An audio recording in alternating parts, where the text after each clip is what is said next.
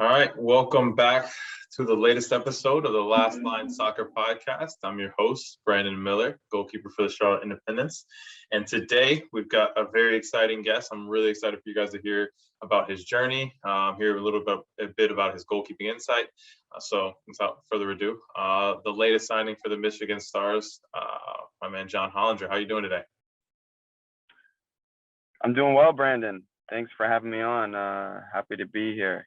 Yeah, I'm excited to have you on. Obviously, we've trained together before here in Charlotte. So I've seen you play. I've seen the quality that you have. But I wanted people to get to know who you are a little bit. Behind the scenes, get to know a little bit more about your goalkeeping journey. So I think you have a pretty inspirational story, and so I wanted our listeners to be able to hear that and understand, just some of the different journeys that happen throughout professional soccer, specifically in goalkeeping. So. Let's start off. Let's just get a little background about who you are, where you're from, and how you got into goalkeeping, I guess. Yeah, so I'm from Fairfax, Virginia, Northern Virginia, but I was born in Maryland and moved to Northern Virginia when I was 4. So, that area, they call it the DMV because it's DC, Maryland, and Virginia. So it's, in close proximity. And in regards to, getting started with soccer and goalkeeping, it wasn't until I was 9 years old where my dad wanted me to, just be in sports and everything. I have a twin brother. So we were always just so energetic and everything. So he just put us in rec soccer because just for an outlet to put our energy in and everything. So I just gravitated towards the position. Every sport that I was playing, I always wanted to be kind of like the I guess you could say the leadership or the different positions. So in baseball, I wanted to be the pitcher, and in American football, I wanted to be the quarterback. So in soccer, I just wanted to be the goalkeeper. So I was about 9 years old where me and my brother, we joined our first local team. Right in the beginning, I was goalkeeper. So I think, honestly, I'm going to be honest with you. You're the first person that's ever explained DMV to me. And so that's a great start. Yeah. I've always seen it and just, that's just the area. That's just what they call it. But I never really knew why. So I appreciate that. But yeah, let's talk a little bit. I want to talk a little bit about the beginning of your soccer career. I'm assuming you played in high school, played club soccer, and moved on from there. So what was the process like there from going from high school soccer and moving on? Yeah, so going on from high school, I was playing for my travel teams. Premier AC was the biggest first travel team that I was playing for in Falls Church, Virginia. The owner of the club is Bill Hamid's dad. So for me, that was really cool because he would give me advice based on my potential and what he saw from me, and kind of compare it to how Bill was when he was growing up my age, about 14 and 15 years old. And then he helped me get into the DC United Academy when I was 15. It was like a pre-academy at the time. And for me, I wasn't even getting games when I was at the DC United Academy. I was just training, but I knew that for me, that was amazing for me, just being exposed at that very high level, and just training at a high level every single day, and becoming more independent, I would say too, because after my high school sports, I would take the metro, the train, 45 minutes to an hour to DC, train at their facilities, RFK, and then just do it all the way back home by myself. And then after that, I knew I really needed to get games because I wanted to play Division I college soccer, or at least college soccer at a high level, because I wanted to play at the professional level. When I was training with DC United Academy, they would allow us to be ball boys for the games. So every time they gave us that opportunity, I said, yeah, I'll be a ball boy. And every time I was like, all right, I'm going behind Bill Hamid's net and just going to watch him, and it was amazing experience for like a 14, 15-year-old, because like, you see, like we're in RFK Stadium, 10, 20,000 fans. I guess that's not so many for MLS, but and I see Bill Hamid right in front of me playing, learning from him. My mom is over in the stands as well. I'm like, man, one day I want to be right on the pitch. I'm behind it right now. So so I knew that like college soccer, at least for me here in America, I thought that could be a good stepping stone for me. So I decided to move to Potomac Academy, which is in Maryland. They no longer exist. I think it's called Bethesda only. But in order to get games and get seen by colleges, so yeah, it was kind of a long process, after playing games with them, and going down to there was a showcase that we played in Florida. I got seen by a couple colleges. But it was very late, for me, because like I got a lot of offers from D3, but really none from D1. And it wasn't until like even after the spring of my senior year, where Canisius College in Buffalo, they needed another goalkeeper, and they reached out to me and gave me an offer. So yeah, it was very late in the process for me. I think it was because it wasn't really until my senior year where I was playing games, a lot of games, and getting more seen and everything. So yeah, I had never heard of Canisius College. It's a small D1 school in Buffalo, until I got that email. So yeah, that was kind of my process going in, from high school up through college. What was that like for you? You say it was kind of late and you didn't, you had gotten offers, but you didn't really make that decision until like later in your senior year. I know a lot of kids, especially nowadays, a lot of kids want to make that decision as early as possible, sophomore year, junior year. Like, was it a conscious decision by you? Did you feel like you just weren't getting the offers you wanted and you just wanted to be more patient? What was that like? Yeah, I mean, I even made some verbal commitments to two D3 schools, and then had to back out pretty much, because and for me, like, looking back at it now, and I guess any advice I'd give to anyone is like, really, it doesn't matter necessarily if you're playing at a top D1 school or even a D1 school for your freshman year or your sophomore year. It's fine to go, whether everyone has their own path. It's fine to play Division II or NAIA, for your freshman or sophomore year, and then move up. I think development as a goalkeeper is big for getting games. So I would definitely say just don't worry. Anyone who's thinking about committing super early, don't worry. I mean, like it's kind of hard, I guess, like with the pressures in high school, but it's like you really don't need to play at the highest, colleges in your freshman and sophomore year. There's a lot of stories where guys go, NAIA or JUCO or even G2, and then, transfer after their second year. I know Tim Melia did that as well. He played, not that high in college as well, and he's been one of the best goalies in MLS. So, yeah. Yeah, I mean, I think you can look at our national team goalkeeper right now. Perfect example. I mean, Yeah.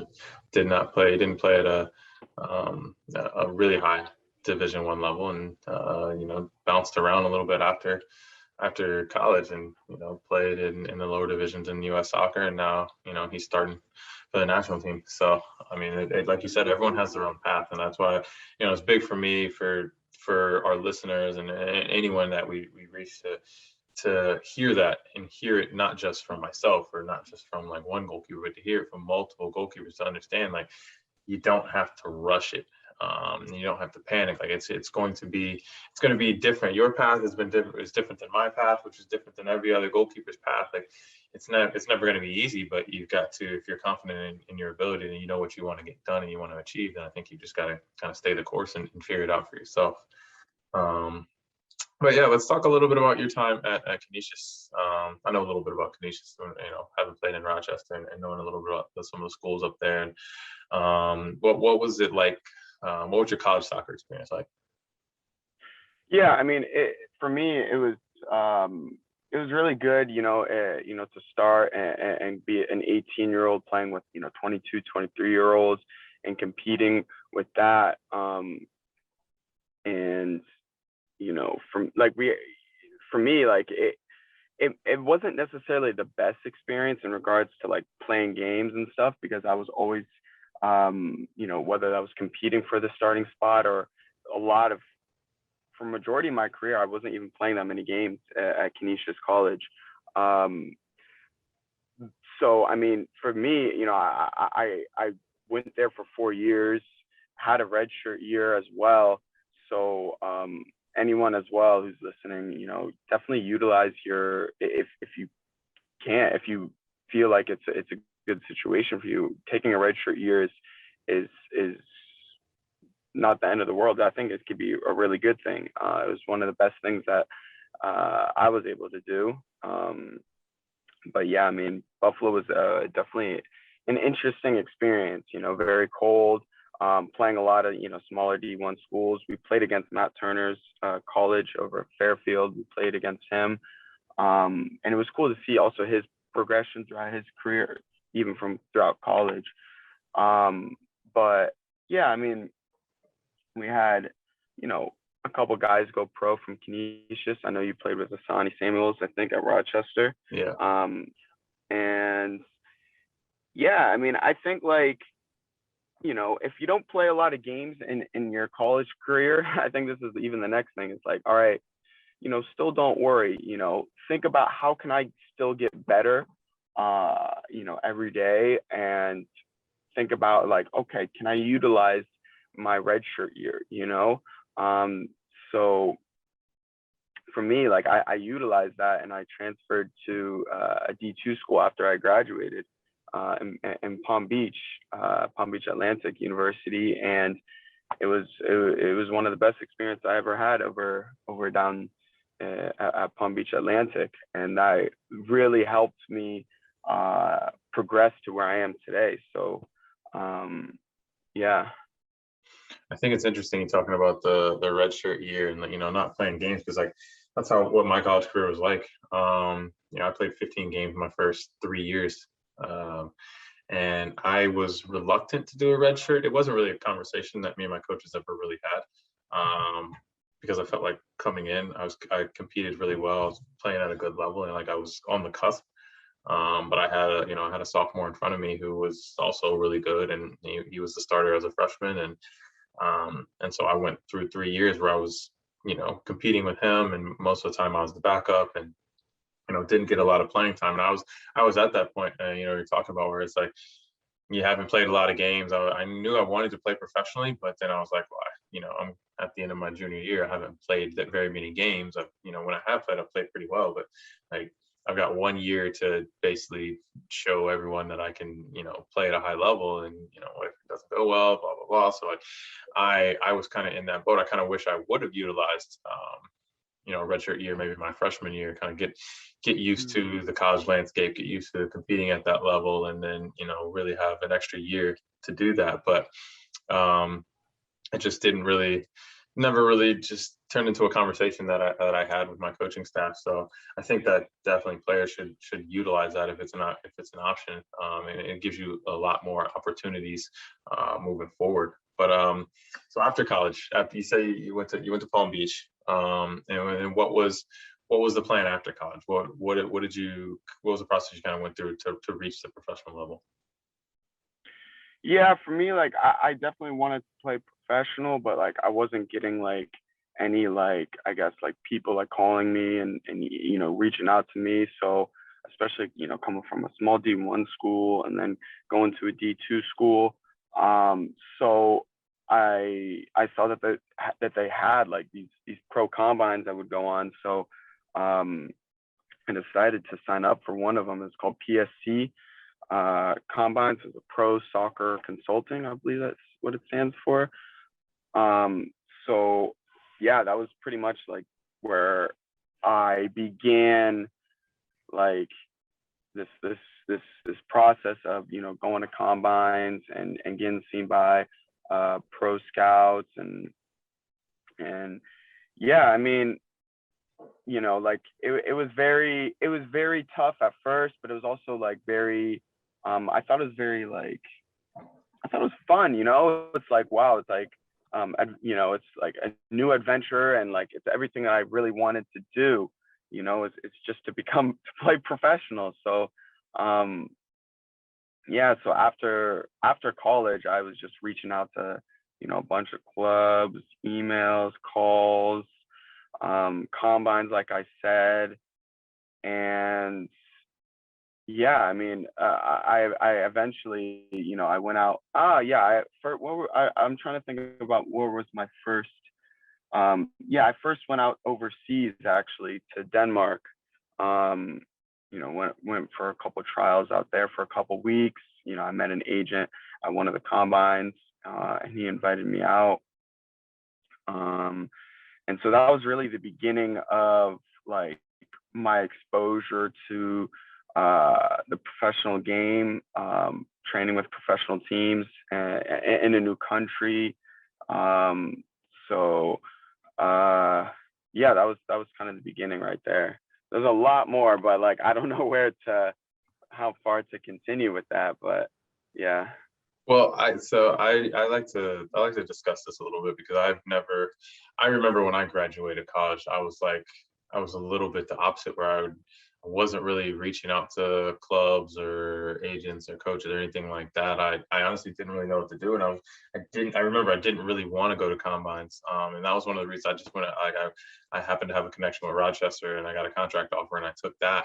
And looking back, you know, I kind of wish I would have put myself out there more and gone to more combines and been a bit more proactive. It's like what you're saying is like sending emails to like that. These are things that like plenty of guys can do, whether you're currently professional or you're working to become professionals. Like being proactive with your career and like really putting yourself out there so people can know who you are, get a better understanding of what you're about. And like, you know, you send out 100 emails, maybe you get a response from like 5 of them, but like the opportunity could be in there. So you kind of got to do that. So I want to talk a little bit about that combine experience. So like, what are those combines like? What is your mentality going into that? Yeah, definitely. And like, I also you got to look at yourself as a goalkeeper and as a person, like kind of like your own business in a way, right? So like there's the talent side, right? That's your training, that's your ability as a goalkeeper. And if you can make it at the highest level as possible, you're more attractive for basically teams to want to sign you, right? Whether that's at any level, youth, college, professional. And then there's the other side, right? The marketing side, because you could be the best out there, but if no one really, sure, people are going to see you, but like if you don't market yourself, how is anyone going to find you, right? So there should be like, I feel like there should be a balance of both, right? Because even if you market yourself so much, if you're reaching out to all these clubs, but your film that you're sending them is trash, or like you're not working on your game, they're just not gonna, you know, respond or accept you. So, you know, that's something, you know, I try to, you know, get both up a lot, you know. In regards to like the combine experience, what's my mentality going in is like, all right, I've learned so much after doing a whole bunch of combines. And I think at first, like my mentality, like right now at least, it's like when you go into a combine, definitely just like acting like professional. You know, you only have 3 days.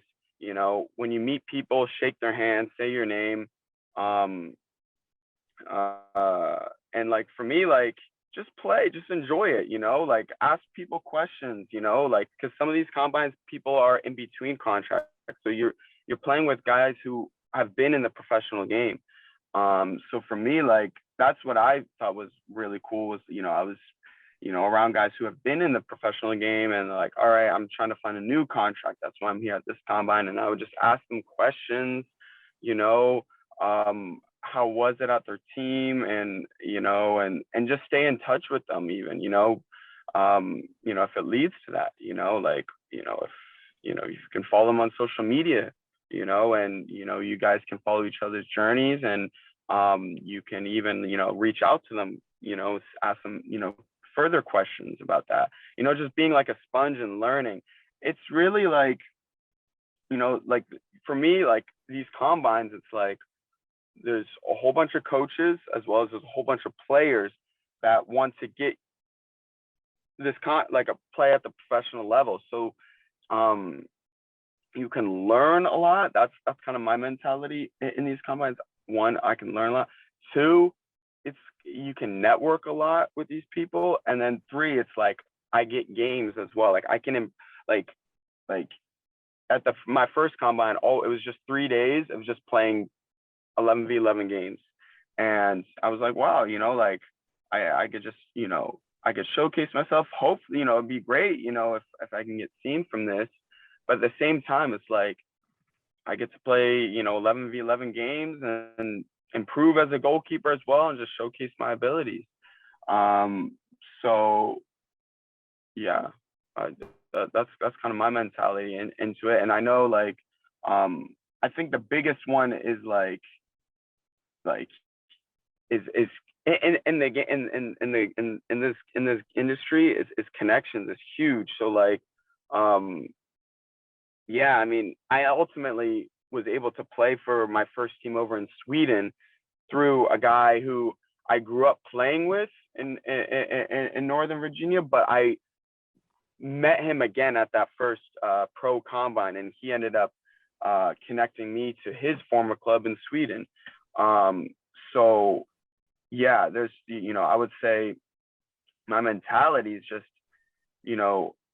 one is like, like how can you, obviously, how can you connect with others, be professional, play your game and enjoy it, and learn and be a sponge, because these coaches too, like I never knew how the style is in Sweden or in Denmark or in countries overseas or even in the USL too much. So I would just ask, what are they looking for in a goalkeeper? What do they want? So yeah. I think the way you said their connections are key, connections and relationships. And like, that's why I tell a lot of these younger goalkeepers who now are like trying to break into the professional game that I know from going from college or even from high school. It's like, you say you're going into even, whether it's a USL environment, an MLS environment, you're going overseas, like, just because you go on trial somewhere and it doesn't work out, maybe you performed well, they just don't have a need for you. Like that goalkeeper coach that you worked with knows 10 other goalkeeper coaches and in 5 different leagues that could potentially get you somewhere. Like building relationships is key, and staying in contact with these people. And that's the way that a lot of these deals work. It's just a recommendation from one goalkeeper coach who didn't need this kid, but that this goalkeeper coach needs it. And it go from a recommendation here to a recommendation there, and now you find yourself in a really good situation. So building those relationships is really key. But now I want to talk a little bit about your experience overseas and what that was like. I think that's one of the big reasons I feel like our listeners need to hear your stories, because I feel like you've had a really unique journey overseas, and I kind of want to dig a little bit into that. Mm-hmm. Yeah, I mean, I've been overseas. First time I went was in 2018 in February for 3 weeks. I first started out just going out for trials in Denmark. And yeah, that was just the first experience. I highly also recommend anyone, like if you're in high school or even younger, I mean, if during summer break or spring break, go to go overseas for a week and see how it is, whether if you have a connection just to train, that way, you can see the experience, even in college, you could do that, in your summer breaks or, or spring breaks, Um, so, but for me, I went over there, I saw what it was like at first. But then, ultimately I didn't first sign in Denmark. I ended up signing in Sweden at first, for IFK Åmål, Division 3, in Åmål, Sweden. Not too big of a city, which was good for me. I first, got connected from their former goalkeeper, and yeah, he connected me with the club. It was also a timing thing. They were at the mid-season point, and one of their goalkeepers got injured. So yeah, when I reached out to the club, that very week, their goalkeeper got injured. So it was like, yeah, let's bring you out, and I was able to sign right away.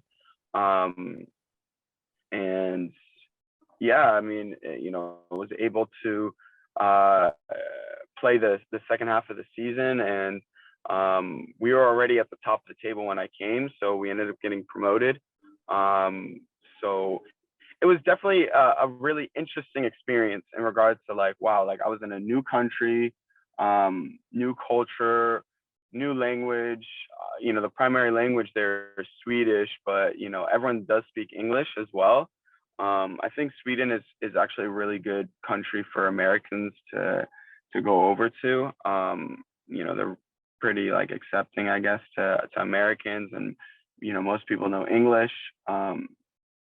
And yeah, it was a good opportunity for me to get out there and start my career, really. And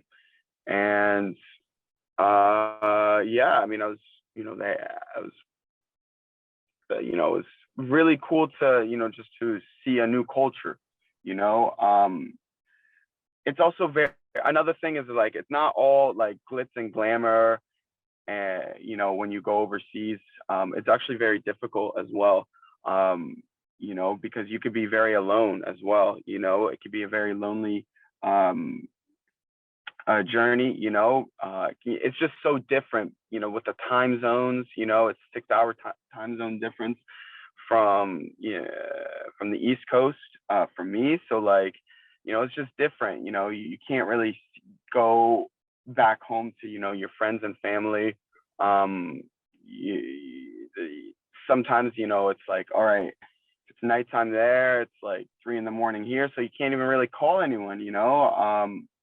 So you really gotta whether that's make friends over there or have someone.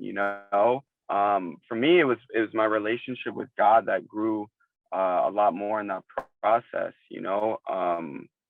Because yeah, I mean, it was especially when it's like you got to be very strong mentally as well. Especially it's like, if you're, whether you're having a bad game or bad training sessions, having those friends, or someone else, or your relationship with God, is very important. Because if you put like, I guess, like your identity in your performance, it could be very tough.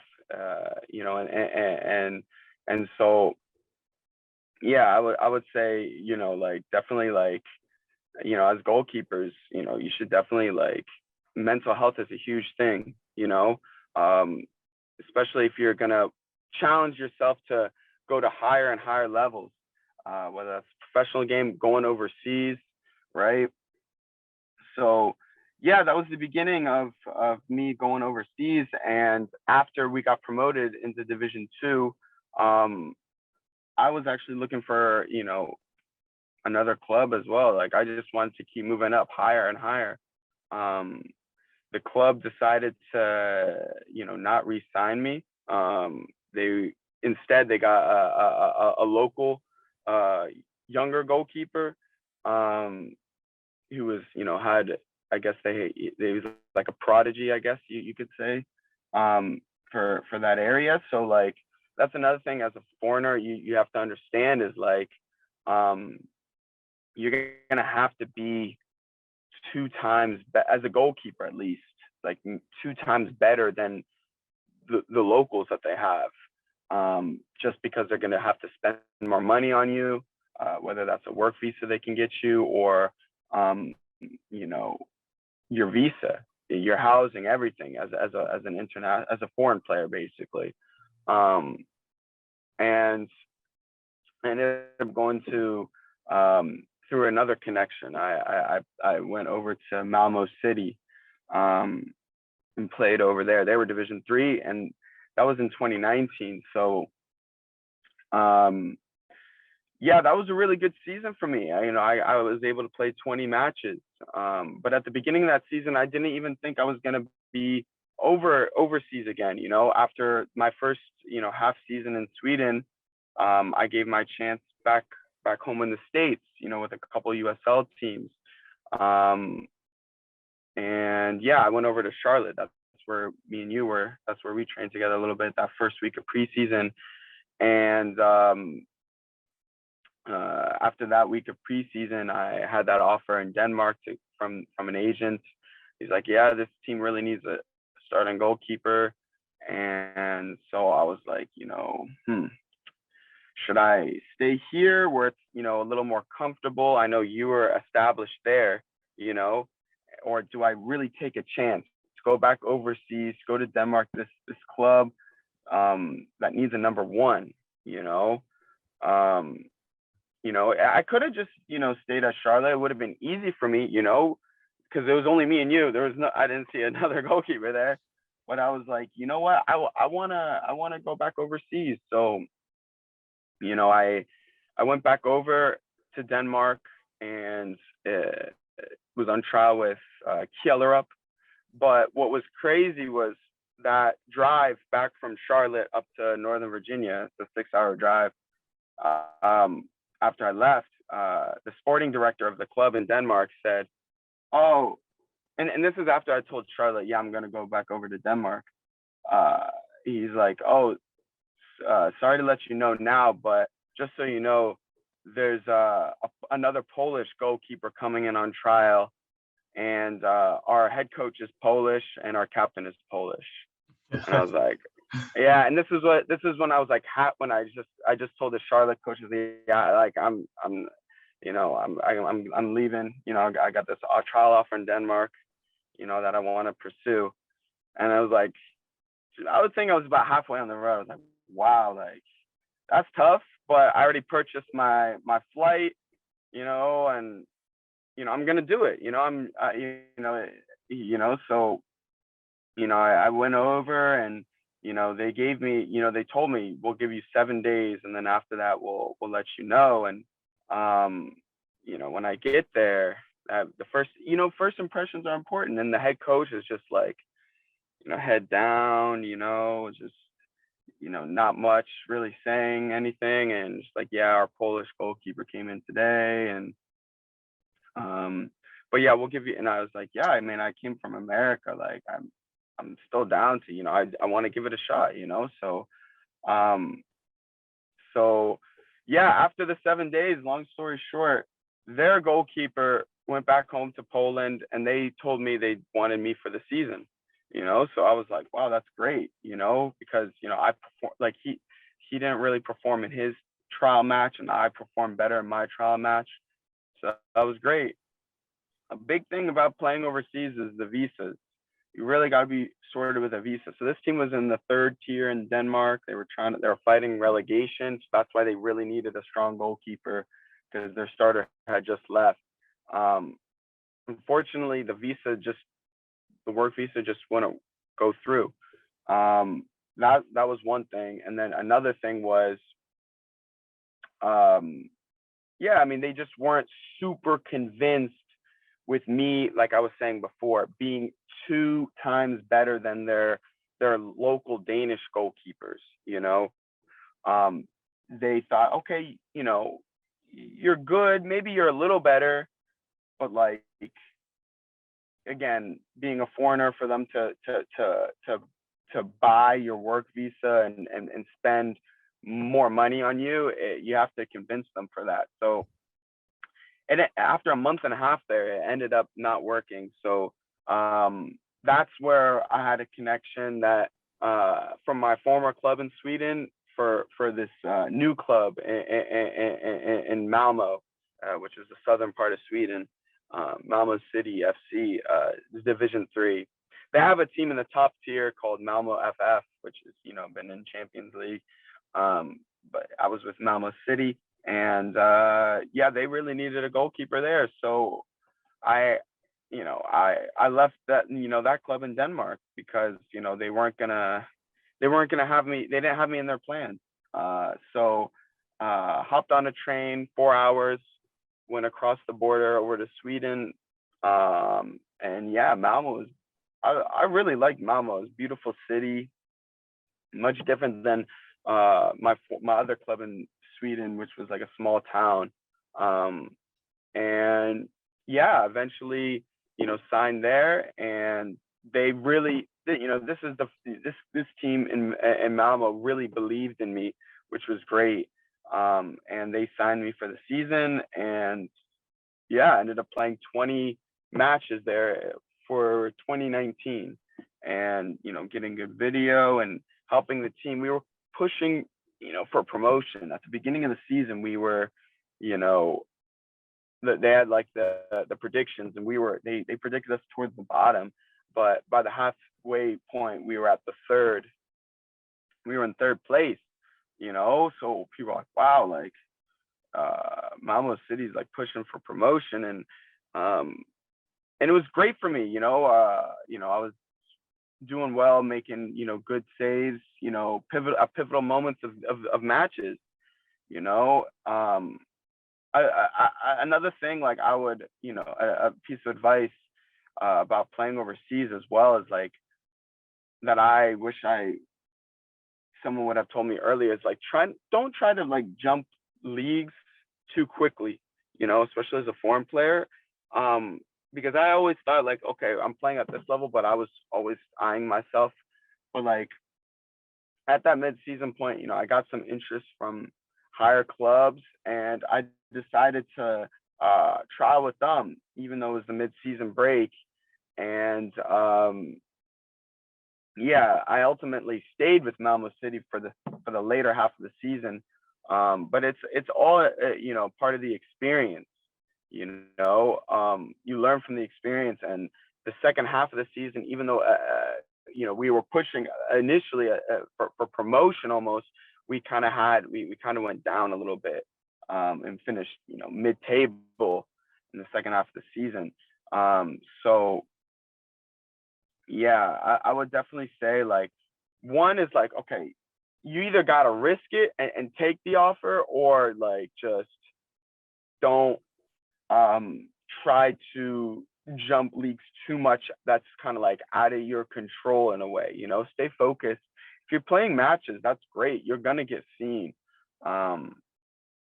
So yeah, that was the end of Sweden, end of 2019. And yeah, that was leading right up until 2020 when the pandemic happened. So yeah, and then once, I know that's a lot to unpack already, but like once the pandemic happened, it was kind of hard to go back overseas.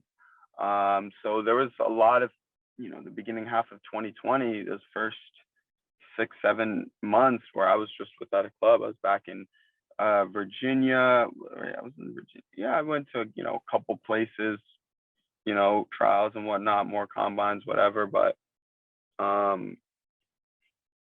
yeah, we ended up going to Northern Ireland.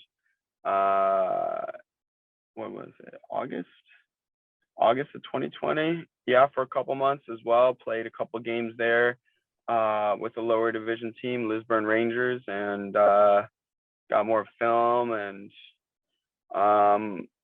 yeah, and then that led up to this year, 2021. So I mean, it's a roller coaster, right? It's a journey. Like, a lot of people don't really, you know, don't know a lot of the details about, you know, an individual's path. They just see like where you end up, and, you know, they don't know all the hard work and the decision making and all the stuff that goes into getting to where you are, which is where you are now. You're with, you know, the Michigan Stars, and you know, how's that experience been? yeah, it's been really good. Signed here 2 months ago. So it's been great, you know, going from without a team to now with the team, starting my career here in the U.S. At the professional level has been great. Training every day. Right now I'm the number 2 goalkeeper. The starter here is he's I'm learning a lot from him as well. So no matter what position you are, number 1, 2, or 3, or even 4, just learn as much as you can. It's there's so many people that are without a contract that would dream to be in your shoes, no matter what position you're in.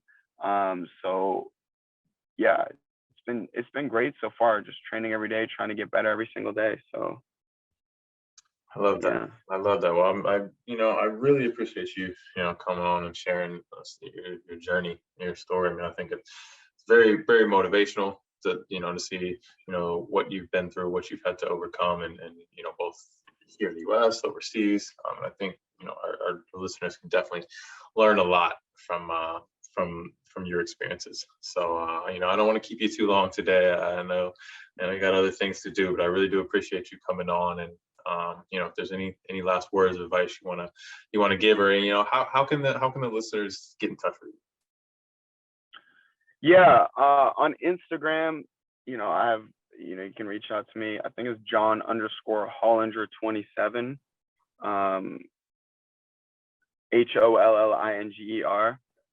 That's how you spell my last name. Yeah, Instagram, you could just DM me there. I also have my brand is called A Footballer's Face. So that's at @A_footballers_face. And that's more of like, my relationship with God and kind of like the journey as a footballer, and faith, mixing those two together, because, those two things don't have to be separate. If it's your identity, is for me, my identity is in Christ, so like if, as a footballer, that might be kind of hard to navigate sometimes, so, you can reach out to me there. You can check out some of that content.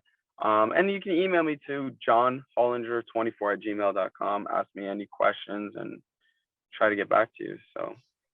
Well, definitely, listeners should definitely reach out. You guys have any questions about John, his journey, or anything else, go check out A Footballer's Faith, learn more about that. So yeah, John, really appreciate you coming on today. Hopefully things continue to go well with Michigan. I'll definitely be keeping in touch and following the career. But just thank you again for coming on, and to all our listeners, thank you for coming back for another episode of the Last Line Soccer Podcast. We really appreciate you guys, and stay tuned for the next episode.